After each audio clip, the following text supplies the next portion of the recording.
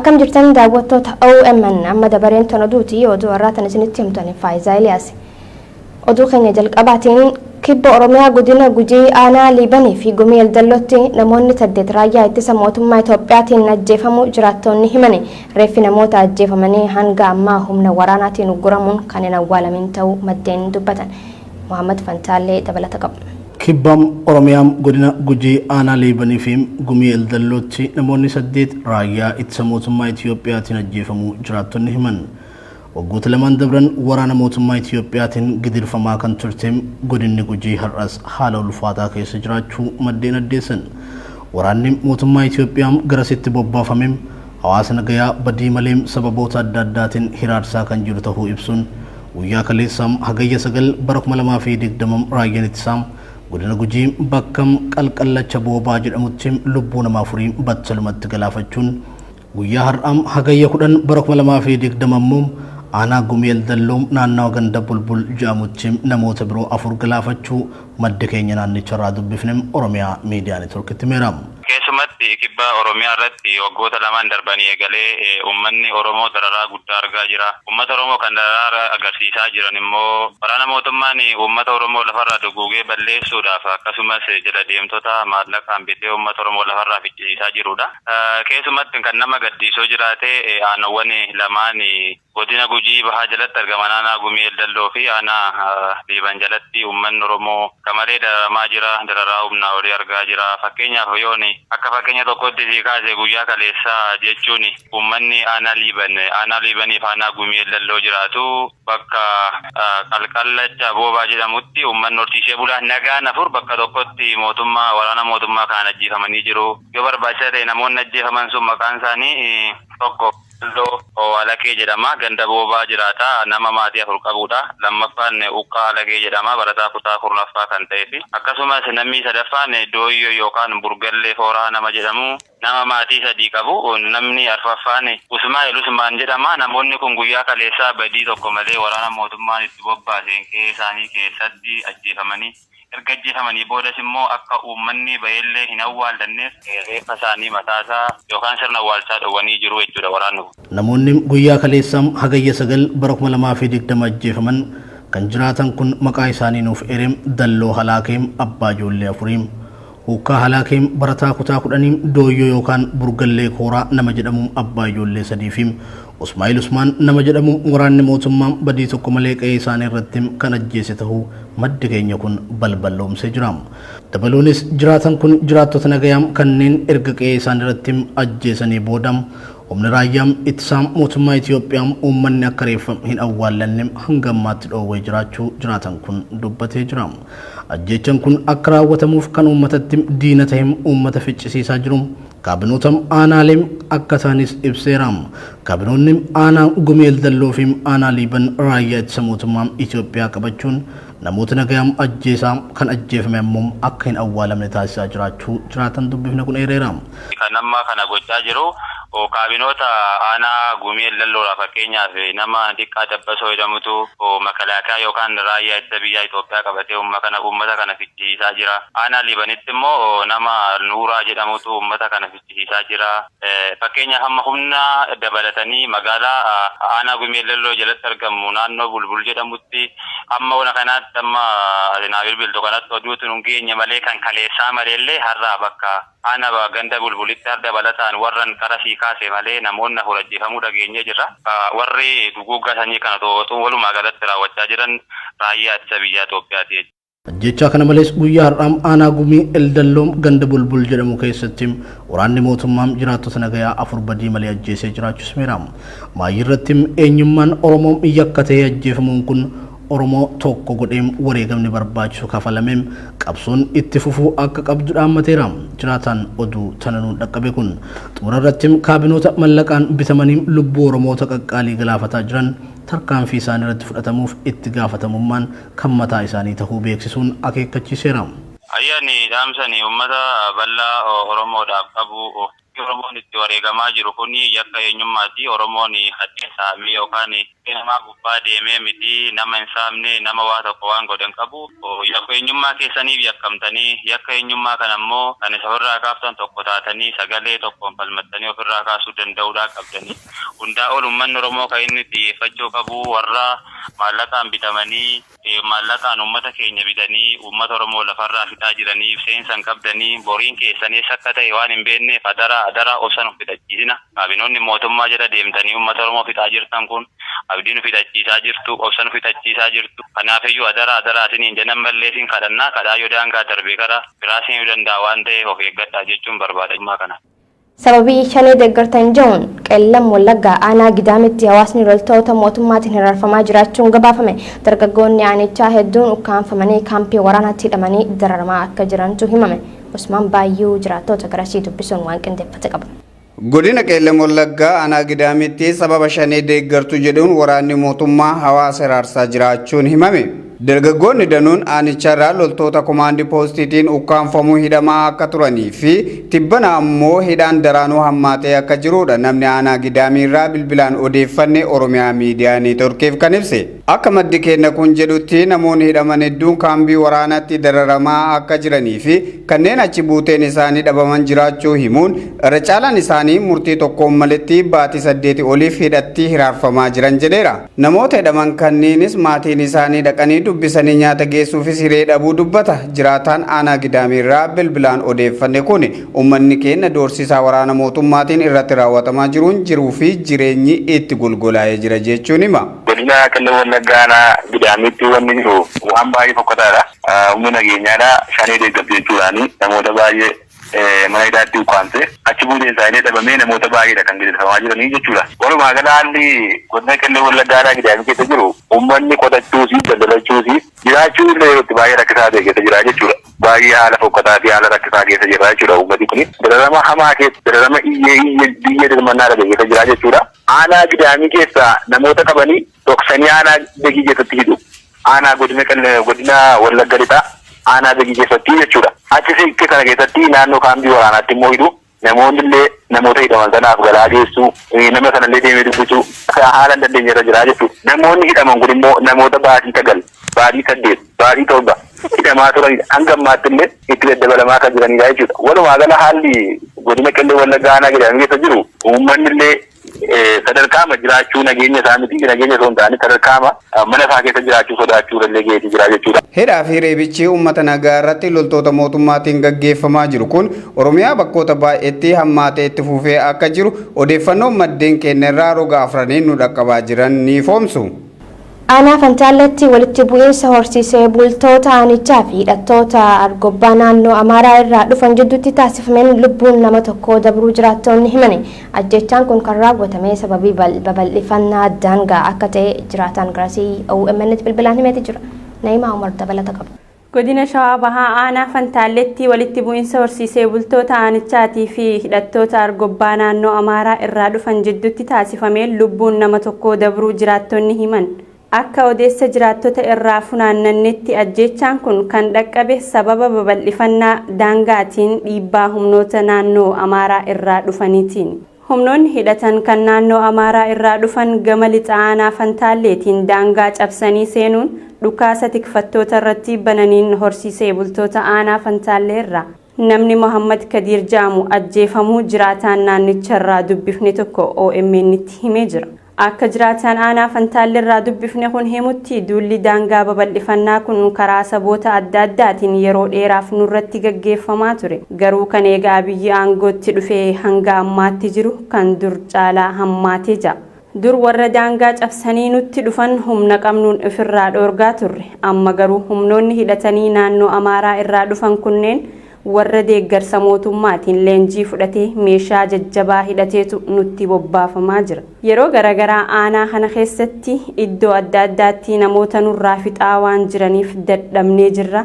Uummata Oromoo bal'aarraa gargaarsa barbaannaa jechuun dubbata. Daangaa aanaa Fantaallee irratti wanti godhamaa jiru kaleessa kana namni illee jira naannoo Amaararraa duulli naftanyaadhaan qindaa'ee bobba'aa jiru kalee namallee achiisee jira namni tokko dargaggeessi Maamad Kabiir jedhamu tokko nu jalaa ta'eeti jira. Kalee nu jalaa ajjeesanii turanii daangaa ganamaa galgala qawweedhaan kan dhaamu magaalaa keessa immoo dargaggeessa guutuun hidhamee jira. Keessumaa aanaa keenya keessa wanti jiru waan akka riyaachisaadha akka hafatee simbiraa jiru.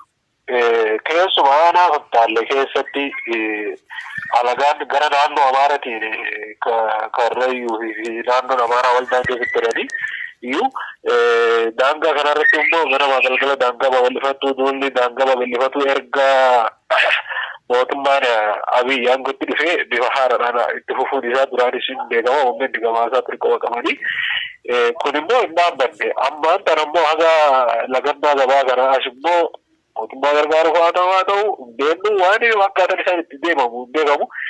Nama galgala qawwee kan namatti dhaani bakka ajjeesanii lafa arroolle irraan buutee jedhamtutti dargaggeessa kana horii keessatti kan nurraa ajjeesanii gurdaa snaayifarii kana namatti dhukaasu kana garaadha rakkoo kan jiru kanatu jira. Sababni isaan itti ajjeesan Oromoo ta'uu qofa malee wanti biraa maaltu jira itteeti wanti irratti wal gahan hin jiru biyya teenya keessa jirra biyya teenya keessatti daangaa caanii dhufanii ajjeesu duguuggaa sanjiiti malee waan itti ajjeefamu tokkollee qabu namni kun. Gama biraatiin qoqqobbii diinagdee fi uggura geejjibaa qeerroon labsamuun hojiirra oolfamaa tureen wal qabate aanaa Fantaallee keessatti qaala'insi jireenyaa hammaatee jira. Oomishaalee akka jimaa dhabamee jira. Gatiin kuduraalee fi muduraalee dachaan dabalee jira.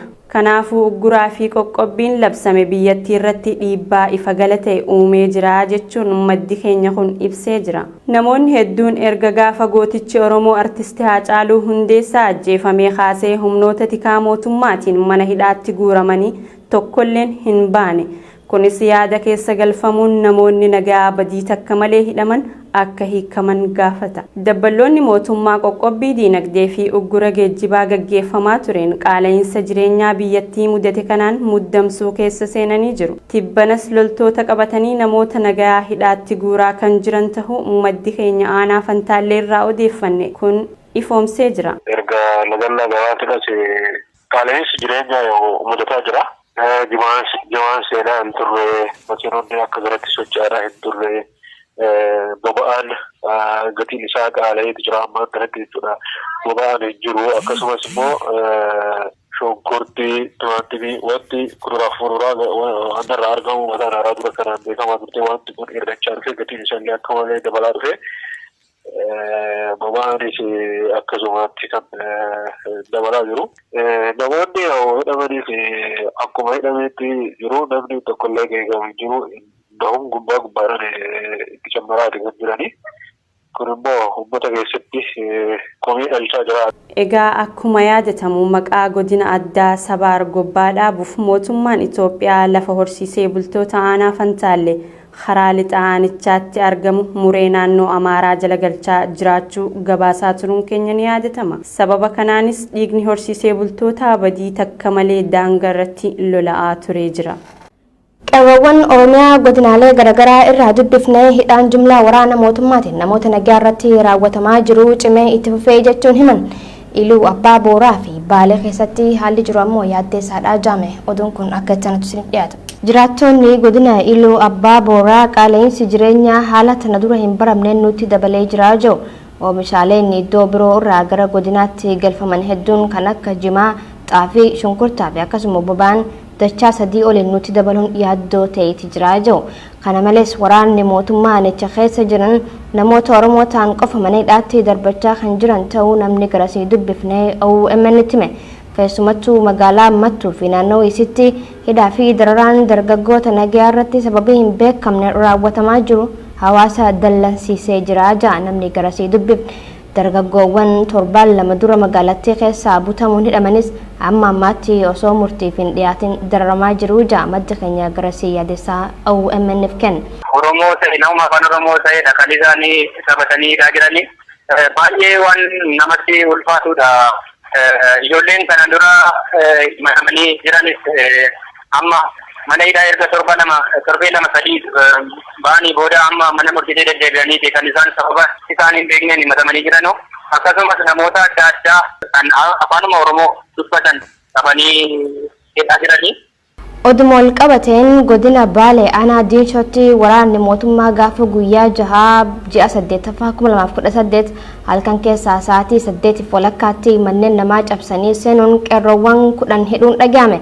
Haalli nageenya aanicha keessa jiru yaaddeessaa ta'uun wal qabatee dargaggoonni bobbaanee galuun yaaddoo nutti ta'ee jira jechuun himatani. Namoonni dhaman kunneen mana hidhaa keessatti reebichi irratti raawwatamaa jira kan jedhu maddi keenya kun isaan keessaa namni maqaan isaa Shayyuu Aloo Jaamu garmalee reebamuun haala yaaddeessaa keessatti argamaa jira. Godina Baalee keessatti ajjeechaanidhaan reebichi mootummaan gabroomsaa biltiginaa Abiy Ahmediin durfamu uummata irratti raawwatamaa jiru haala addaatiin ammas akkuma tifatti jira. Torbaanuma kana keessa godina Baalee aanaa Diinshoo irratti qeerroowwan hedduu halkan sa'a 8tti manatti seenuudhaan mana guuranii hidhanii jiru.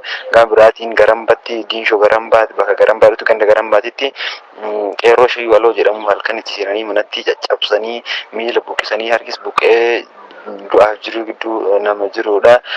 Haala kanaatiin aanota Baalee irratti hidhaa fi ajjeechaan kunniin kan ilmaan Oromoo irra deemaa jiru haala addaatiin itti fufee jira. Gama biraatiin as magaalaa Roobee irrattis nama halkan itti seenanii mana cabsanii qawwee qabdaaf jedhanii reebuun hidhuun kunniin itti fufee jira. Amma akka fakkeenyaatti magaalaa Roobee keessatti nama Bayaan jedhamu ganda cabbiidhaan isaa keessa kan jiraatu milishaa fi poolisiin nama 40 halkan itti seentee mana isaatiitti kan inni mana hin jirre niitii isaa reebanii qawwee qabdaaf jechuudhaan haadha manaa bakka abbaa warraa mana jennetti halkan sa'a 6 seenanii mana isaatiitti haadha manaa tumanii caccabsanii amma nama ciistee jirtudha haati manaa jechaadha. Godinuma san magaalaa Roobeetti halkan edaa mana namatti rasaasa dhukaasuun dubartoota reebuun hidhaatti darbatan jira. Madda keenya Baalee Roobee irraa yaaddeessaa OMN filaate. Namoonni wayita artiist Haacaaluu Hundeessaa ajjeefame magaalattii keessa hidhaman baay'een ammoo hamma ammaatti murtii osoo hin argatin dararamaa jirus jedhame. Godina Harargee Bahaa aanaa Dirree Xiyyaaraa keessatti loltoonni mootummaa hawaasa naannichaa irratti saamicha gaggeessaa jiraachuun himame. Humnoonni mootummaa abbootii qabeenyaa dursanii lakkoofsa gabatee konkolaataa irraa hiikuun qarshii humnaa olii kafalchiisaa jiran jiraataan Girasii OMN bilbilaan hime. Muhammad Morkamaa. Godina Harargee Bahaa aanaa Dirree Xiyyaaraa keessatti loltoonni mootummaa hawaasa naannichaa irratti saamicha gaggeessaa jiraachuu jiraattonni naannichaa dubbatan. Akka jiraataan naannicha irraa dubbifnee nuuf himetti loltoonni mootummaa halkan mana namaa irra deemuudhaan ajaja mana murtii tokko malee hulaa namaa cabsanii seenuun reebichaa fi qawweedhaan doorsanii hawaasa irratti saamicha gaggeessaa jiran jedhu. Waraana galgala halkan walakkaa gandarra deemuudhaan hulaa namaa dhiitanii caccabsuudhaan qeerroowwan adda duree ta'e hundaa'u manarra deemanii guuraa jiranii jechuudha. Saniifuu yeroo deemanii waan kana guuran mana namaa fattishan waan harkan hin dhiisan qabeenya namaatiif zarafaa yaa'u jiran hawaasa nagayaatiif qawweef kannaa jedhaniin hawaasa nagaya hawwaata kan qabne qawwee hin qabu uggaa jedhaniin maallaqaas kannaa jedhaniin maallaqa kanarra kaayattan uggaa jedhan manguddoo tumanii jechuudha. Saniifuu dararaa hangana hin gahamneetutu hawaasa aanaa Dirree Xiyyaaraa kanarra gahaa jira. Itti dabaluunis aanuma Dirree Xiyyaaraa kanatti humnoonni nageenya mootummaa guyyaa dheengaddaa hagayya 8 bara 2020 hawaasa nagaan aruuza yookiin cidha irra jiru itti seenuudhaan badii tokko malee dhukaasa irratti bananii dargaggoo 2 madeessanii jiran jechuun dubbata. Akkasuma qeerroo magaalattii keessaa funaanuun mana hidhaa keessatti dararaa hammana hin jedhamne irraan gahaa jiru kan jedhu maddi keenya kun baay'ina hidhamuu namaa irraa kan ka'e namoota hidhaman osoo saalaan adda hin foo'in jumlaadhaan bakka tokkotti guuranii hiraasaa kan jiran ta'us eeree jira. Guyyaa dheengaddaatiis ijoollee 2 kan nagaya mana aruuzaa qabamu jirtu ijoollee 2 akkana dhawanii turan rasaasaan jechuudha. Qaama aanaatiitu waan kana bobbaasee shiftoonni mootummaa deemanii uummata kanatti dararu jiran. Innawaa uummata guuranii hidhan dhalaa fi dhiiraas wal keessatti hidhu jiran aanaa Dirree Xiyyaaraatti. Kanumaan wal qabatee magaalota godina Harargee Bahaa kanneen akka Qobboo, Harramillee, Awwadaa fi Dhangagoo dabalatee abbootii qabeenyaa Oromoo ta'an hedduu mana hidhaatti guuraa jiraachuus himeera. Lakkoofsa gabatee konkolaataa irraa hiikanii abbootii qabeenyaa doorsisuun nama tokko irratti qarshii 20,000 hanga 40,000 murteessanii dirqiin akka kafalan taasisutti jiran jechuudhaan jiraataan gamasii dubbifne dabalee nuuf ibsee jira. Abbootii qabeenyaa konkolaataa qaban kan gaafa konkolaataa isaanii mana dhaabaa turan lakkoofsa gabatee isaanii irraa hiikuudhaan Dhangagoo irratti qarshii 20,000 konkolaataa tokko irratti qarshii 40,000 abbaa qabeenyaa tokko akka falsiisan qabatamaadhaan amma akka jiru. Akkasumatti magaalaa Qobboo irrattis ijoollee qeeroodhaaf dukkaana isaanii saamaa akka jiru. Mootummaan waraana jala taa'ee dukkaana qeeroodhaa jala taa'ee eegee ulfii cabsee akka jala taa'u jiru ammallee. mootummaan bilxiginnaa kufaatiif dhiyaattee jirti akka kuftu immoo nu qofa osoo hin taane isaanuu beekaa jiran kan jedhu maddi keenya kun warrootni saba guddaa gantanii dhugaa Oromoo dhoksitanii diina waliin taatanii sirna nafxanyaa durii san deebisuuf gulufaa jirtan mootummaa kufaatiin isaa hin oolleef jecha ummata keessan miidhuu dhiiftanii yeroodhaan gara hawaasa keessanii goruu qabdan jechuun dhaamsa qabus dabarfatee jira. Hidhaa fi reebichi liyyuu haayilii naannoo Amaaraatiin irratti raawwatamaa jiru cimee itti fufee jira jaan jiraattonni baatee irraa bilbilaan OMN fi yaada isaanii laatan sababii shanee deeggartan je'uun nutti roorrisaa jiru jaame. Hordofaa Muhammad Walloo baatee bilbilaan waan qindeeffate qaba. Wallo aanaa baatee keessatti sababa shanee deeggartan je'u waraanni mootummaa uummata doorsisaa jira jechuun jiraattota jidduu namni baatee irraa dubbifne OMN itti himee jira.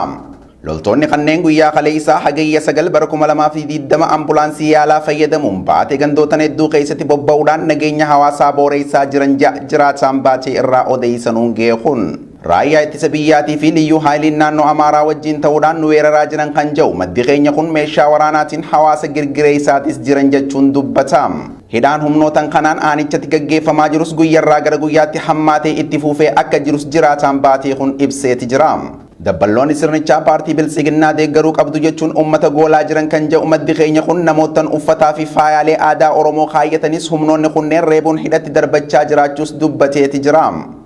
Egaa kana eddaa humna waraanaatu bifa adda ta'e sochii adda ta'een magaalaa irraa bahanii fi baadiyyaa keessatti uummata doorsisaati bulanii uummata sodaachisaati humna waraanaa addatti fa'anii ambulaansiidhaan ka deemanii ijoollee gara sabboontoota ijoollee 5 hidhamee ijoollee sunniin ganda irra deemanii faa warra isaanii doorsisanii daa'immanii fi haadholii biratti illee qawwee faa nyaachisanii qawweedhaan faa sodaachisaa bulanii jechuudha. Ganda irra deemanii akka fakkeenyaatti ganda mootummaa bakka jedhamurra dhufanii nadhoollee haga ammaa kan rifuun irra dhiifnetu jira. Qawwee biratti nyaachisanii faa sodaachisaati bulanii akka argan nama reebuu fi waan isaan sochiin taane keessa jiraachuu biyyi kana kanaatti jira. Kaleessa akkas gochaati jiru kun qaama hundarraati jira. Konkolaataa irratti qaama jira. Konkolaataa tokkicharra humna poolisii ni jira, humni addaa naannoo Amaaraa ni jira, raayyaan ittisa biyyaallee ni jira jechuudha. Meeshaalee gurguddaa fe'atanii kan dhufanii kana keessatti immoo konkolaataa isa lammaffaatiin immoo ambulaansiidhaan ammas dabalataan bulchitootaa fi kaabinoota gandaa Abinuma aanaa irraa waliin dhufantu jira jechuudha. Kana ta'aniiti kana gandarra deemanii faa kan doorsisaa bulan. Wallo aanaalee hedduu keessatti sababa shanee deeggartan jedhuu fi maqaa hidhannoo hiikkachiisuutiin qondaalota mootummaa naannoo Amaaraatiin jiraattonni roorrifamaa akka turan gabaasuun keenyas ni yaadatama. Oduu keenya isa xumuraatiin magaalota akka Baddeessaa, Galamsa, Ciroo fi kanneen afaan biroo dabalatee lixa Harargeetti qeerroo Oromoo adamsanii hidhuun cimee itti fufu maddeen OMN'tti himani. Dararaan waraana mootummaatiin hawaasa nagaa irratti gaggeeffamaa jirus ammaateetti jira jaame. Muhammad Fantaallee dabalata qabu. Magaalotaan akka Ciroo, Baddeessaa, Galamsoo fi kanneen biroo dabalatee lixa Harargeetti qeerroo Oromoo adamsanii hidhuun cimee itti fufu maddeen Oromiyaa miidiyaa neetwoorkiitti himan. Jiraattonni Oromiyaa miidiyaa neetwoorkiif yaada laatan raayyaa ittisaa humna addaa poolisii Oromiyaa poolisoota idilee magaalotaa fi milishoota gandaa dabalatee qeerroo fi maatii qeerroo irratti roorroo akkaan hamtuu yakka gara jabummaa fi hammeenya raawwataa kan jiran ta'uu ibsaniiru. Jiraatan Harargee lixarraa dubbifne tokko akka nuuf ibsetti qeerroowwan Harargee lixaa aanaa Habroo magaalaa Baddeessaa aanaa Daaroo Labuu fi Ciroo hedduun badii tokko malee sababa Oromootaan qofaaf adamsamanii mana hidhaatti guuramaa jiraachuu dubbatamu. Baay'ee haala boqotaa keessaa amma kan jiru uummanni keenya baay'ee daramaatee jira. Kaadiroonni bilchiginnaa kanaatii fi poolisoonni humna addaa Oromiyaa jedhan akkasumas poolisoota idilee keessaallee aana tokko gubbaatti waliin ta'uudhaan waliin qindaa'uudhaan baay'ee yakka gara jabummaa yakka gara hammeenyaa maatii fi qeerroowwan Oromoo gubbaatti raawwataa jiranii akkasumas qeerroo hedduu badii takka malee yakka takka malee Oromummaa isaanii qofaaf waan Oromoo ta'an qofaaf mana hidhaatti guuraa jira. Fakkeenyaaf Baddeessaa haa fudhannu, Daaroo Labuu haa fudhannu, aanaa Habroo haa fudhannu, Ciroo akkasitti haa fudhannu kun hundumtuu baay'ee hidhaa guddaa keessa deemata jira jechaadha. Shaamarran Oromoodhaa qarree Oromoodhaa gudeetu jira. Fakkeenyaaf Cirootti waan akkasitti kan dhaga'aa jirru. Karaa biraatti immoo addatti aanaa Habroo keessatti jechaadha wanni baay'ee nama gaddisiisu fi uummanni aanaa Habroollee ofirraa arguu qabu. Itti gaafatamaa waajjira poolisii aanichaa Tamasgeen Kaadir namni jedhamu koomenti feesbuuka namni ariif aawe jiru barreessu tokko irratti seenetoo ani ilmaan kiyya ofirraa fageettee jira mukaan qirbaa isin kaa mukaan qirbaa isin kaa waan akka fiduu hin dandeessan ammatti ni galaasaa jedhee dhaadannoo waan akkasii kana barreessa itti gaafatamaa jira kun ta'e kan booda irra hidhaan ammaatti ta'u ijoollee keenya hidhaa jira kana uummanni aanaa horoosii ofirraa beeku kan jiru qormaatirraa dhaamatee jiranii daa'ola bullee akkasumatti karaa machaaraa kanaan baay'ee hidhaan hammaattee jirti kana wanni deematee jiru baay'ee tokko na jira uummanni Oromoodhaa amma tokkummaa qofatu sabaata tokkummaadhaan qabsaa'ee tooyi ofirraa diina mootummaa diina naafqanyaa kana ofirraa buqqisu malee furmaata waaraa argachuu hin danda'uun dhaamsa goota. Itti gaafatamaan waajjira poolisii aanaa Habroo dargaggoota hedduu hidhuun kaan ajjeesisuun ammas hawaasa nagayaatti dhaadachaa kan jiru ta'uu jiraatan dubbifne kun hiriiraam. Aanaa Daaroo Labuu magaalaa Machaararraam dargaggoonni hedduun humnoota tikaa mootummaatiin mana hidhaatti guuramaa kan jiran ta'us maddeen OMN itti himaniiru. Maddi keenya odeessa kana nuuf qoodem uummanni Oromoo tokkummaadhaan qabsaa'ee sirna kana hatattamaan ofirraa buqqisuu malee furmaata waaraa argachuu hin danda'u. Garuu wanni guddaan abdii namatti horu adaduma dararaan hammaachaa deemtuun uummanni keenya tokkummaan mootummaa kana ofirraa fonqolchuuf miira tokkoon qabsaa jira.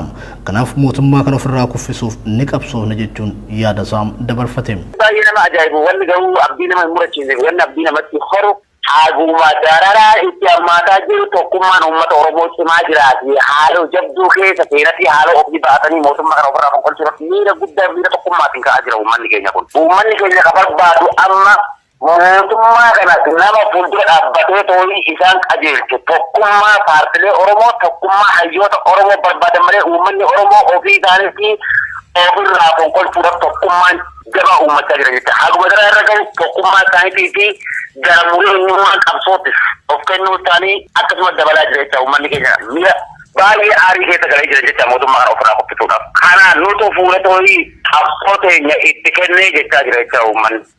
Talagaa daawwattoota keenya kabajamoo fi jaalatamoo OMN raadiyoon isiniif qabnu kanuma fakkaata gamoo ogummaa teeknikaatiin abdii jamaali ture hangama kiyyaan nagaatti isin jechaa sagantaalee OMN taneen natti waliin turtii gaarii.